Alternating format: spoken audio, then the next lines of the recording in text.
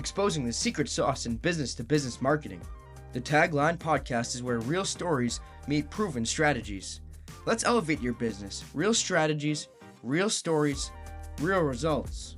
In the business to business industry, you're not selling to businesses, it's human to human. We break down what works, what doesn't, and how you can truly stand out.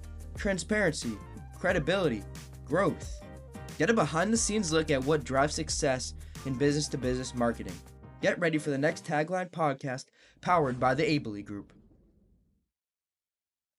Welcome back to the TAGLine podcast. My name is Justin Starbird, and today I get to welcome, new old friend, partner, somebody that I respect a whole lot in the industry, Matthew Lane from Straight North. Matthew, thanks for joining me today. Yeah, of course. Thanks for having us.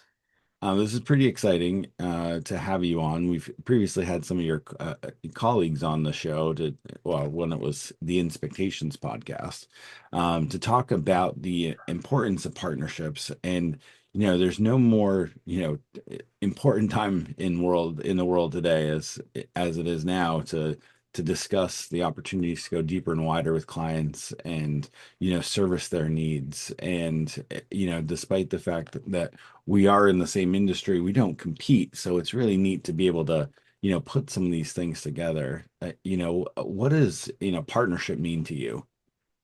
Yeah, great question. Yeah, I think when we think of partnership as an agency, it's, how can we leverage, our relationships and what another agency or firm's strengths are to benefit the growth of our company and our clients more specifically. So when we think about, that true meaning of the word partnership, it's these days, I think the ideal client we seek would rather have a specialist that really specializes in certain things rather than a generalist, doctor, practitioner that is really just really broad in digital marketing or different services. So when we think of specialists, we think who really knows HubSpot like the back of their hand, right? Or who really knows a drip campaign and lead nurturing, who really has custom development expertise and can build out an application on a unique system and framework that we just don't, have that type of expertise or experience on. So by building those relationships, we can strengthen our clients' efforts and then, be just more valuable and sticky because we have this great network of trusted, vetted partners. Yeah. Yeah, I agree. I mean, it's really neat to work with companies like Straight North. Talk a little bit about, what it is that you guys do and really what your day-to-day function looks like. Yeah, yeah. My role is I'm a VP of sales over here. I kind of laugh at that title sometimes because I feel like I'm just consulting at the end of the day and trying to help these businesses figure out where digital fits into their marketing mix. But I've been here 12 years. Actually came on board from a client back when we were pretty young. We've been around for 25 years, and as we've kind of grown up the last handful of years, we've really laser focused in on search marketing. Search marketing, whether you define that as organic and SEO, which is a heck of a lot of content, and or paid advertising, makes up about 80 to 90% of what Straight North kind of focuses on for our clientele. So our bread and butter is, tends to be sort of that mid-sized growth-driven company. Oftentimes that's B2B and lead generation. I think we've naturally gravitated towards B2B organizations because that's how we are in nature and how we've communicated as a consultative educational sales process. So whenever we have a client that fits that sort of mold, we usually just synergize really nicely with their teams and our ability to take ownership of opportunities and lead flows and help generate as much pipeline as we can for those organizations. So that's really our bread and butter, but we have a nice range of capabilities around creative services, website design and development on WordPress. We don't build every client's websites, but we have the support to help improve them since it's really the nucleus of everything we're operating from. Yeah. You're in such a special space, unique space, in my opinion, because on the search side of things, the expectations of the consumer have rapidly evolved over, well, you've been in it for 12 years, but man, 25 years going back to think about, what the expectation was even 5 years ago, what the expectation was in terms of a search result. and then really over the last 18 months, how dramatically things have changed. How how do you, first of all, how do you stay up on it all? Like Yeah. how do you stay in front of it? And I guess I'll start there.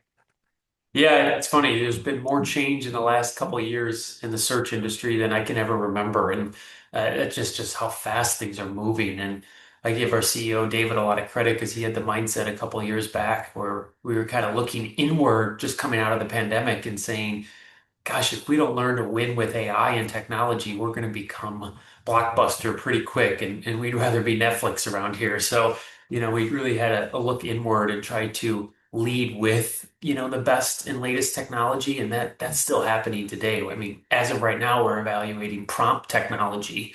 I never even knew what a prompt technology would be, but trying to understand how people interact and what prompts, what questions they're asking these AI engines is really at the leading edge of technology, and trying to understand how someone's interacting with your brand or your potential marketplace on a chat engine is totally new. So that's just such an example of how we're trying to innovate and push to the next level. But it is funny that some of the things we've been doing from, you know, uh, day one still apply today. And what I mean by that is you see these articles around SEO is dead and it's all about AI. But then you read how to win in AI and it's the same best practices that we've been doing all along. It's beneficial content. It's writing for your target audience, not a quote unquote search engine or Google's sake.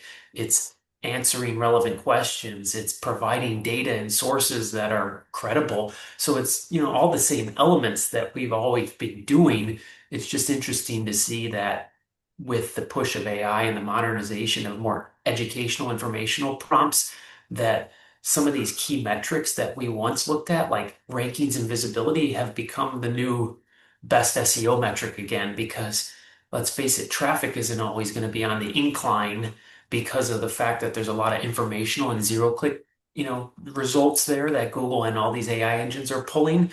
So we need to retrain our clients and their leadership teams that the king right now is visibility. You can't get the lead, you can't get the revenue, you can't get the traffic unless you're visible. And the best, strategy for visibility is to develop as much informational content as we can that aligns with where your ideal client is in their research and decision making process to find a partner or a client like you. Yeah.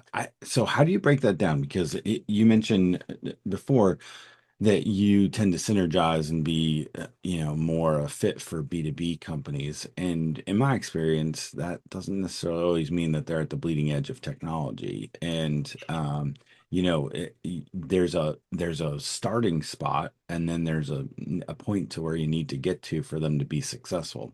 How do you help them, put that map together? So that's very valid. Yeah.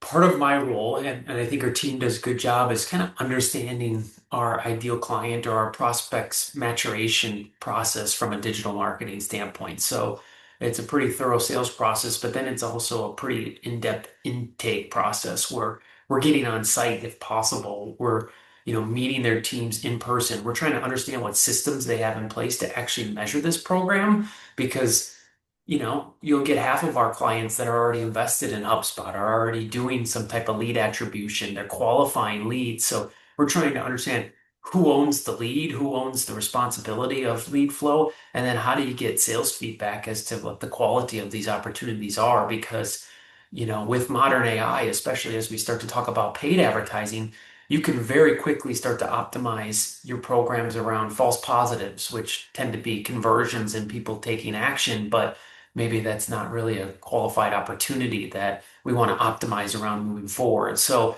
we're trying to understand what systems a client has in place and how sophisticated they are.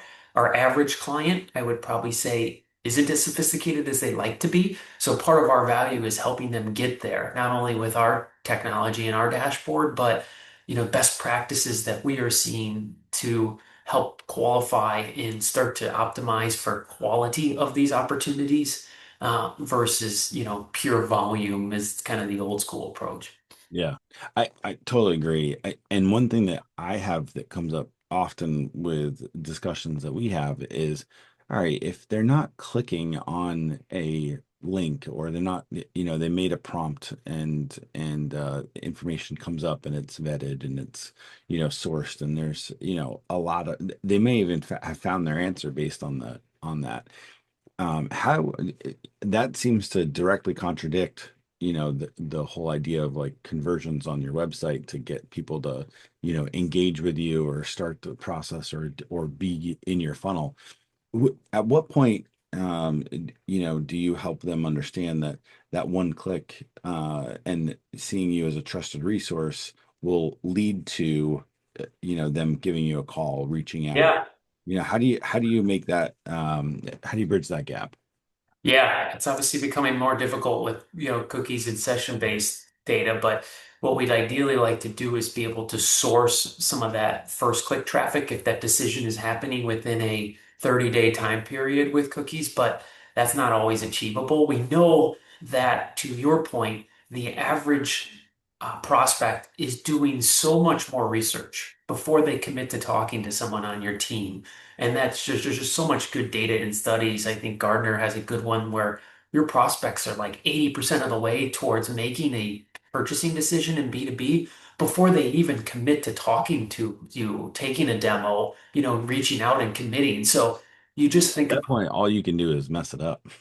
exactly. You just think about things you do around the house. Like my wife and I did a closet redesign. Like we did so much research. She looked at Instagram. She knew exactly what she wanted before we even got some quotes and talked to some contractors. So with information at your fingertips these days and how visual it can be, you're just doing so much more research. So what we've retrained our strategy around is we got to get in front of people at the top of the funnel too. We're used to optimizing for the bottom of the funnel, which is when they're ready to talk to you. That's the old school approach of SEO is be as visible as possible at the bottom of the funnel when they're ready to commit or take action. That's table stakes these days. We need to get in front of them at the top of the funnel or in the middle when they're searching and they're starting the process of trying to identify they have pain, they have a problem, they're looking for a solution or a service or a product that solves for that. So how do we get in front of them earlier in the cycle? And what we've noticed, because humans have been retrained, is with natural language processing, and I do think voice search with your Alexa and Siris of the world have changed this, is that the average person doesn't search 2 to 3 word searches anymore. They search 10 plus word searches, very long, specific things. My CFO likes to use this example. His name's Frank.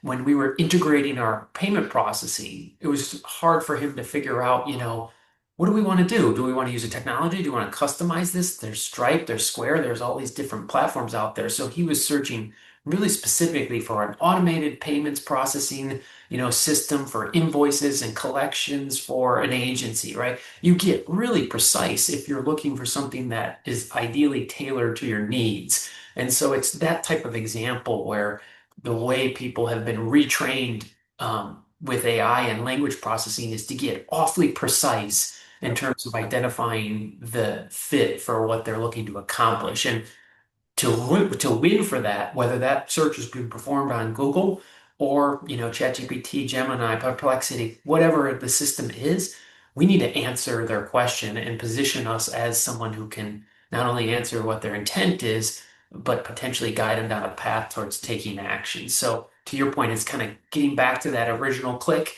And then I think the old school approach still makes sense is ask those people, how did you find us? Because I think a lot of our clients just don't do that. And you can't rely solely on Google Analytics and data from a transparency system. Sometimes people will quite often tell us, and we're completely surprised to hear that the true source of how they found us was very different than what the data tells us. Yeah. So thinking about that, where, previously, or most recently, the idea was that we were looking at, meeting prospects at the bottom of the funnel where they're close to making a decision, and that, really I'd say 2 years ago had condensed the timeline of, conversion to, action to possible new business. Now, where you're also trying to meet them at the top of the funnel where they're starting their research, and so that you're, really basically the trusted source through the process, that elongates some of the timeline and some of the strategy for SEO or prompt optimization and even paid, does take time. How do you, prepare your clients for that and make sure that they understand that this is an investment of both, of course, monetary, but also, time in the process?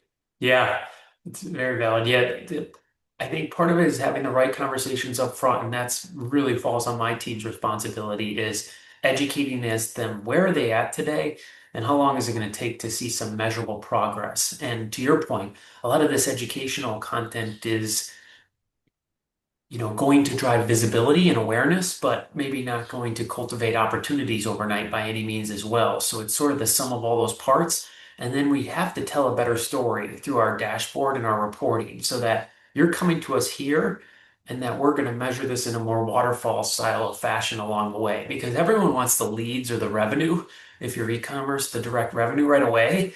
And clients come to us in different shapes and sizes. So our job is to benchmark in month one. Here's where you exist today.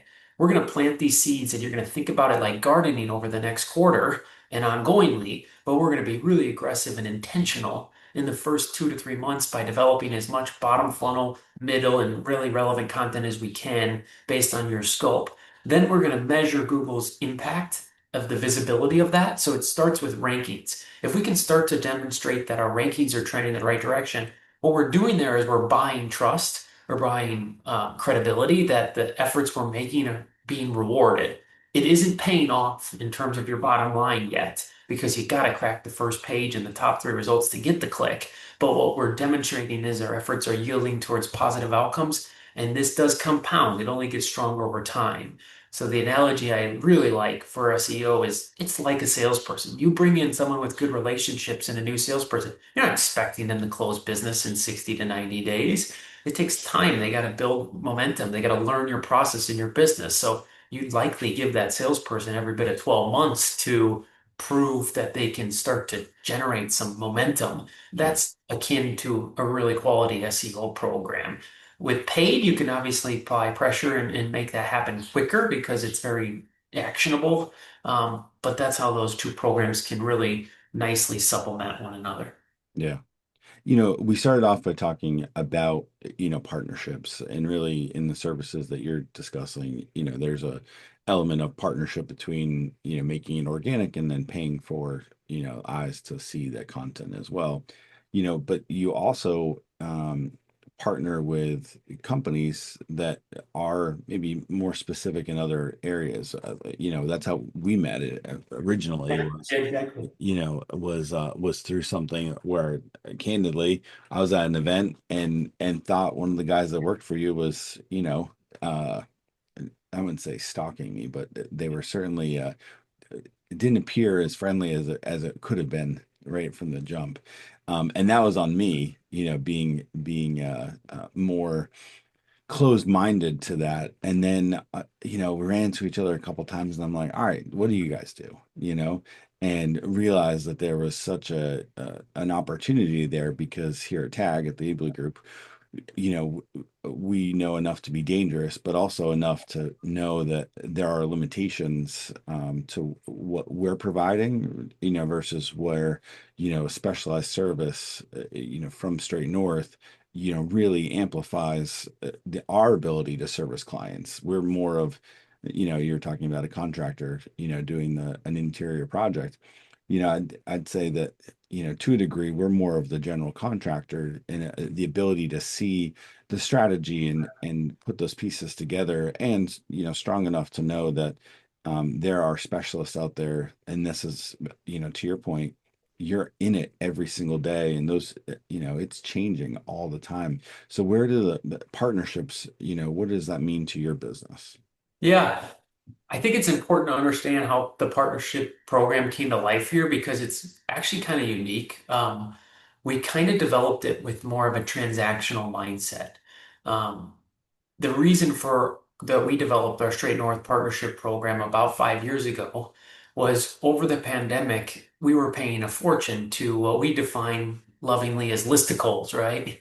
Your G2 crowds, your Yelps, your clutches of the world. Yeah. And we're like, this is not sustainable. We'd love to be on their side of the fence because the rent's only going up on these lists. The lead flow is, in some months it's okay, but you're paying a lot just to be visible on these third-party listicles that are the Yelps of the B2B world. And, we like our profiles, we like the credibility that those add to the process, but when you start to look at what we were paying just to be visible next to some of our competitors, we're like, this is not sustainable. So we said, okay, we can keep paying this heavy rent to be number five on a list that we feel like we've earned the right to be on there, but when everyone's paying, it's just who's paying the most.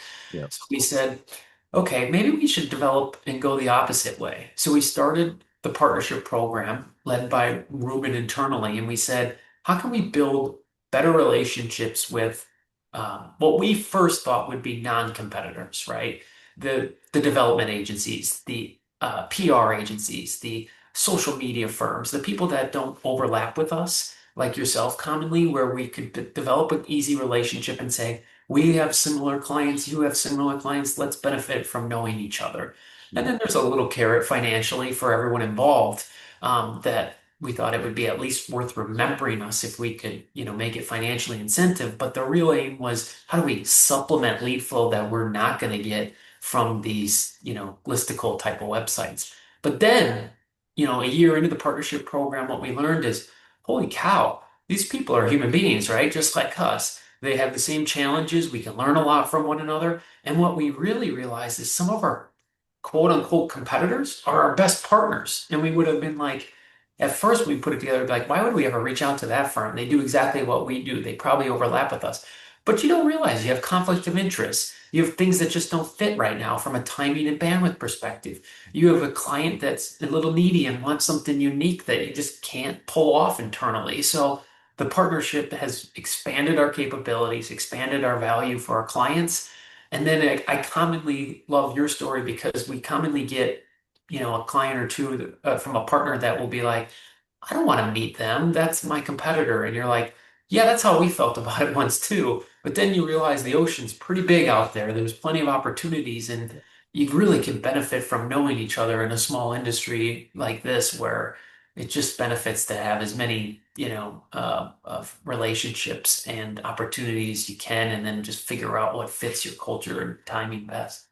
Yeah, and yeah, to your point, what fits the client's needs the best too. I mean, we found that especially in this area, paid search and organic search, and then with the emergence of prompt search, like, it is a lot to stay in front of. And the development side, websites, you know, Yep. there's a different level of website too. Like, you guys tend to focus on, some of the larger builds or more complex elements of things, which, we can do, but, we might only be able to do one or two at a time. You have the bandwidth to handle more. So fortunately, when those things come up, we feel totally comfortable coming to you and saying, hey, can you assist here? And then, to your point, sometimes there are opportunities that just that don't fit you guys, right? Something that you don't have the bandwidth to do a bunch of, not micro sites, but smaller ones. And so it goes the other way. So, it is interesting how, there is some ebb and flow, and I wouldn't say seasonality to the business, but, right now, I feel like we're getting more at bats. I don't know how you guys feel about it than we did in February, March. Usually that's a really busy time, whereas the summer, not so busy, but with the economic pressures and changes, happening seemingly on a daily basis, it feels like a lot of people today are deciding that, hey, it's going to be uncomfortable for a little while. We still have to do it. We have to do something and make decisions. And so we've been a lot more busy recently. Have you seen any of those trends in the last, 6 months or so? Yeah, it's funny. If you just take away July, I've seen that trend. July was a rough month. I just think a lot of people are on vacation, enjoying the time with their family and kids while they're out of school. But that was a slower period with a long month and a holiday. But August is looking great. And to your point, we've been just busier than ever with how we're marketing ourselves, the partnerships we're developing. We've taken a little different approach to our own website where if you would have seen our website 2 years ago, it looked like every other firm's website. You stuff keywords in there. Now we're trying to eat our own dog food here and say, how do we speak the way our client wants to be spoken to rather than obsess about what keywords most relevant to the service that we offer. So we're trying to really speak to the ideal client from an ICP that we want to work with and what challenges they're having. We know they want to grow, but there's pressure on resources, investments, etc. So I do agree with you that, there's just left and right people reaching out to us. The one trend I am seeing, which I wouldn't say it's a concern, it's just an observation, is that there are a lot of opportunities reaching out to us, and they're very early in the stage of trying to identify a partner, and they're, trying to understand, can I do this myself? Do I need a professional like yourself? Yeah. How far can AI take us internally? So I do think that's an interesting observation is that more and more marketers are reaching out to us and trying to understand, do they need us? Do they need a professional CPA firm, if you will, to help them get to the next action? Or can they do their taxes on their own? Is the analogy I'm using that a lot of our small to mid-sized businesses are trying to navigate. And I think we're uniquely positioned to help them understand the value that we would add, but it all comes down to kind of cost benefit analysis and how far they think they can go internally versus with the supplemental support we can bring to the table. Yeah, I mean, and then it goes back to what's their appetite for an investment, right? Because a lot of times, and we see it. This is where it's been crazy for us. I mean, at least for Tag, the last 8 months, is we find we'll have clients that ask to dial back for a little while, and you know what? For the first couple of months, when you dial back, it's okay because you had developed a pipeline, you have something in place that's still coming in. The trouble is after, 4 to 6 months, that pipeline dries up and then it takes that amount of time to get it back to where it was.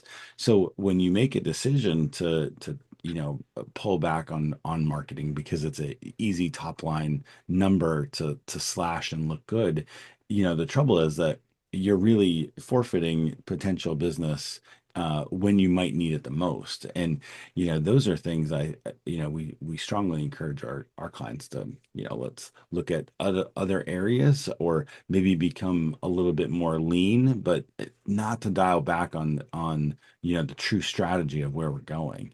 And I find that sometimes those are the most difficult conversations with customers.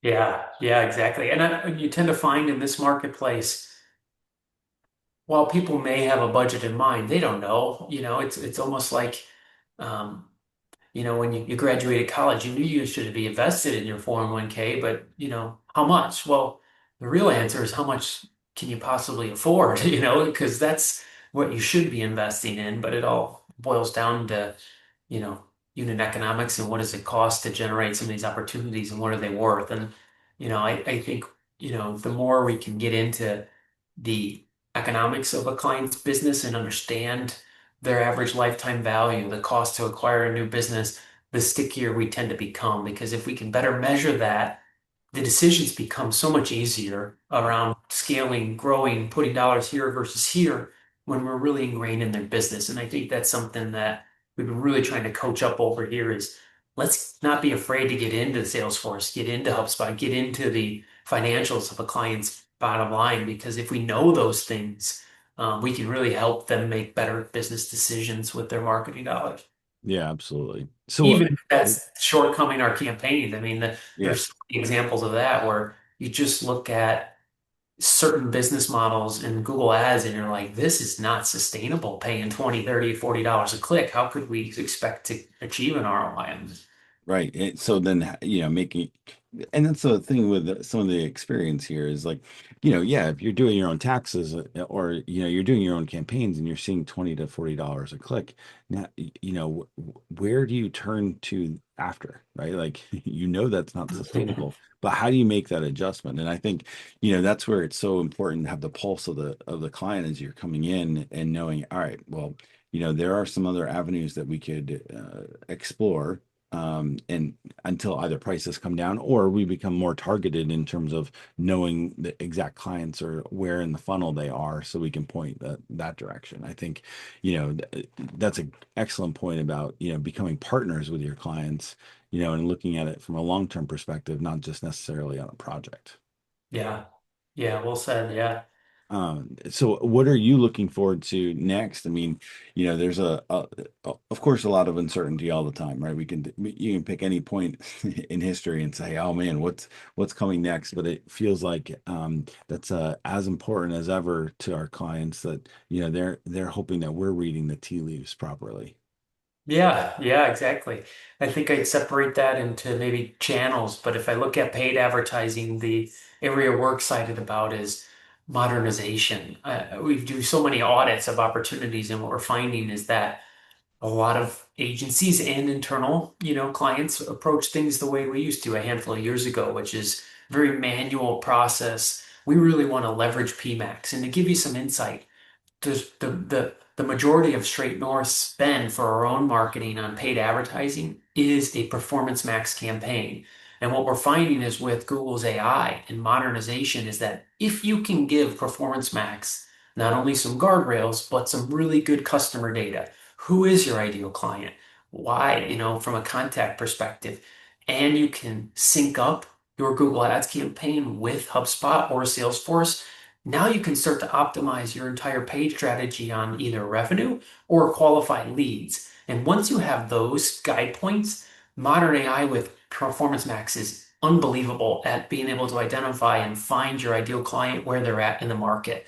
That expands beyond just search, right? That's YouTube, that's Google Maps. There's just so many points you can get in front of your target audience with modern Performance Max campaigns if Google really understands who your sweet spot is. So if we can push our clients to modernizing and tying in the customer data and revenue data back to their programs, it's really a game changer for scalability and performance. And then to your point, it also allows us to reduce that overall cost per click and cost per acquisition because we're bypassing all the volume and cutting right to the sweet spot of who we want to be in front of rather than everyone that's remotely relevant. So we're kind of fishing in the ponds and the lakes rather than the ocean for most clients on the paid side. So that's something we're certainly excited about and really bullish on is just how we can leverage, customer data, client data, revenue data to make our paid campaigns more successful.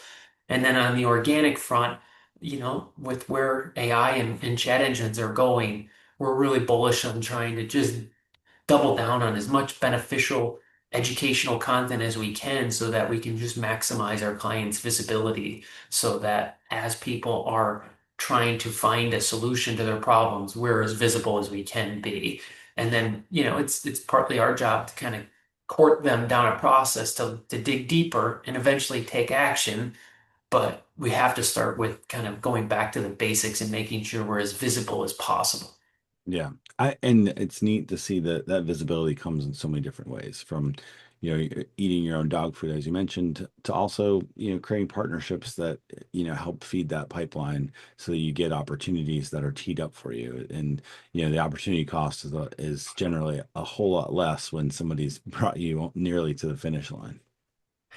Couldn't agree more. And then, there's nothing better than we can go back and reciprocate too, is Ruben does a great job in our team from a client services standpoint, is so close to the client. We know them, they're looking for a unique HubSpot integration, and that's not us. Or gosh, they could really use some additional guidance on Salesforce, or they want to run a really sophisticated lead nurturing and email campaign, or heck, we have this one partner that does outbound LinkedIn messaging, email, just pure outbound sales for people. They'd run it from your account, Justin, on your LinkedIn, personalized. Yeah. When you know who your ideal client is, sometimes we beat our heads and we're like, we expect they're searching every day for what we want. The best way to do is old school, get in front of them. And we have some of these clients that are so niche in what they specialize in that we bring this partner to the table. We're the inbound, but this outbound partner does such a good job of cultivating these relationships that it just takes time and resources to knock on, 50 doors a day in a more genuine, authentic fashion. And this partner can accomplish that. So they become like that yin to our yang and a really nice supplemental resource. That's awesome. Well, Matthew, I really appreciate you coming on talking about, not just what Straight North does, but also, the value that, partnerships can bring to a relationship and how, unique that is. So really appreciate, you taking the time to be here today. Yeah, Justin, I appreciate our partnership and Same goes. Thanks for having us. Good deal. On behalf of my guest today, Vice President of Sales for Straight North, Matthew Lane, you've been listening to the Tagline podcast. Until next time.